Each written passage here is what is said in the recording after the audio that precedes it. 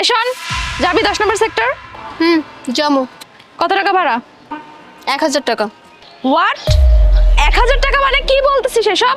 উবারে তো 600 টাকা চাই, তুই 1000 টাকা চাস কেন? আপনি যাবেন? আপনি গেলে উঠেন, আর নাহলে হেন্দে যান। এক্সকিউজ মি ম্যাডাম, 10 নম্বর সেক্টর যাবেন? যাবো। ভাড়া কত? 160 টাকা। ওকে। হোয়াট, এটা কি হইলো? তুই ওনাকে বললি 160 টাকা আর আমাকে 1000 টাকা বললি কেন?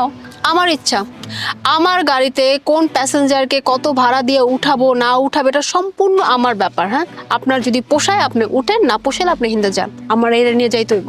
ও আচ্ছা, বুঝতে পারছি। ছেলে দেখে তুই একদম গলে গেছিস, তাই না? এজন্য ওনাকে কম ভাড়া বললি আর আমাকে বেশি ভাড়া বললি।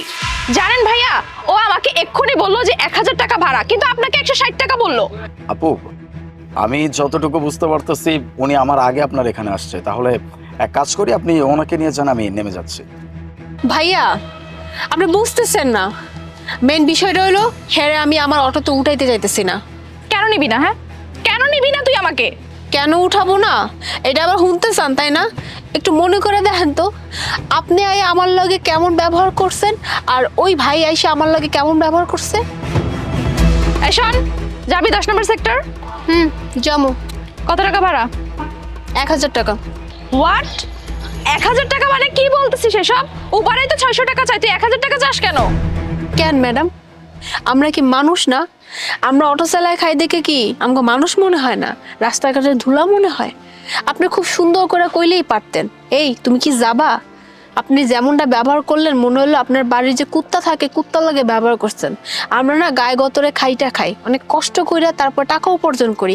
এই আপনাকে মতো কিছু মেম সাহেব আছে, এরা আমাকে কুত্তা মনে করে, কুত্তার মতো ব্যবহার করে। আপনি আমার লাগে কুত্তার মতো ব্যবহার করবেন আর আমি আপনার লাগে সুন্দর মতো যাবো? কোনোদিনও না। আমার দরকার হইলে আমি এখানে বইয়ে থাকবো 1 ঘন্টা, তবু আপনাকে মতো মেম সাহেব রে আমি আমার অটোতে তুলবো না। এই যে ভাই, এই ভাই কত সুন্দর এসে আমারে বললো ম্যাডাম যাইবেন, কি তার কি কোনো ক্ষতি হয়ে গেছে? ক্ষতি তো হয় নাই। আরে আপনারা তো অনেক শিক্ষিত মানুষ, আমরা নয় অশিক্ষিত মানুষ।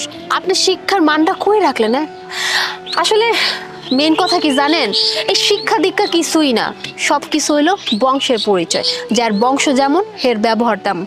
হয়তো আপনার বংশে এই ব্যবহার ভালো না, এর লেগে আপনি যতই পড়াশোনা করছেন না কেন আপনি মানুষের লগে ব্যবহারটা ঠিকঠাক করতে পারেন না। এখনো সময় আছে।